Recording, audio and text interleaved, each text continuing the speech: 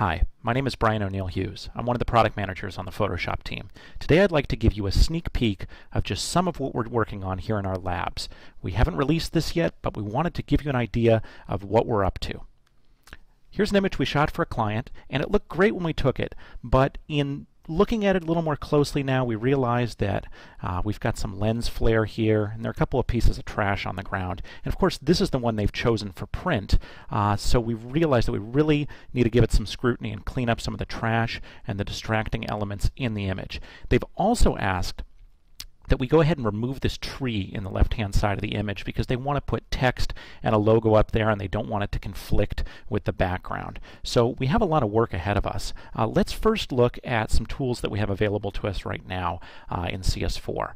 Spot Healing Brush is a really great tool, but if I were to try to use it on something like this, you see I pick up artifacts from the background. And if I try to cross a shadow, like this right here, same thing. Doesn't really behave the way I would like it to. So you'll notice that we have a new content-aware option here. And I can come through here, and we can just pull these out really quickly and easily. Don't have to spend a lot of time. Just click on the area, and we're making a much better guess about the information surrounding that area. So I can come through here and clean up those divots in the grass, and I can even come down to this tricky area with the shadow, pull that leaf out really quickly and easily. Over here, take that out,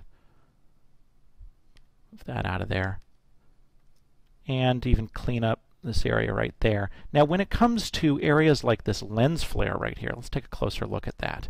If you've ever tried to remove this manually, you know this is really time consuming and problematic because you essentially have to go in and stitch the fabric and build the bench, change the color and tone of it. Really difficult. I'm going to click the delete key, and you see that I now have a content-aware fill option. And really quickly, that's exactly what we've done there. I can do the same thing down here in the lower corner where we have some lens flare. Just make a loose selection, click delete, and we'll fill in that area. Now let's talk about that tree. This is going to be a little tougher, and to make our jobs somewhat easier, let's crop the image a little bit, give it a little more balance. See, we've got a nice rule of thirds overlay there. Okay, so that's a little bit better. Sure enough, we have a little bit of flare coming off the sun there, but we can patch that up. Now when it comes to the tree, I already made a selection. It's not a perfect selection, just intended to save a second here. And all I'm going to do is load that and just click delete and let content-aware fill chew through that and remove that tree for me. Something that would take forever and ever if I were to do that manually. It would be really tough to balance the sky. So in just a single click of the mouse, we got really far with that. I can reselect that area, choose to clean it up a little bit more by running content-aware fill on it, and you can see really quickly we've removed our lens flare, we've taken a bunch of trash off the ground, we've removed a couple of poles, and we took out that whole tree. Let's just go back and look at what we started with there. Pretty dramatic difference before and after. Let's look at another example of what we could do here. Here's another image. This one for a website, and they like the wide format of the image, but they've asked us for an image with and without the road. Now of course we don't have that. We only have the road that we drove out on. But let's see what content-aware fill can give us. Hopefully a starting point where we just have desert, and then we can go back and tune that up a little bit. So we're just going to let it chew through that road and put a desert over there. Excellent, great start. In fact, looks really nice. We'll just go around and touch that up a bit and we'd be done. Last example I want to show you. I've got 5 images from the same trip. I've made a panorama of them. I love the image, I love the sky, but the biggest problem is I've got this misshaped edge and I need to fill that in. And this can be really tricky and it's a really common problem.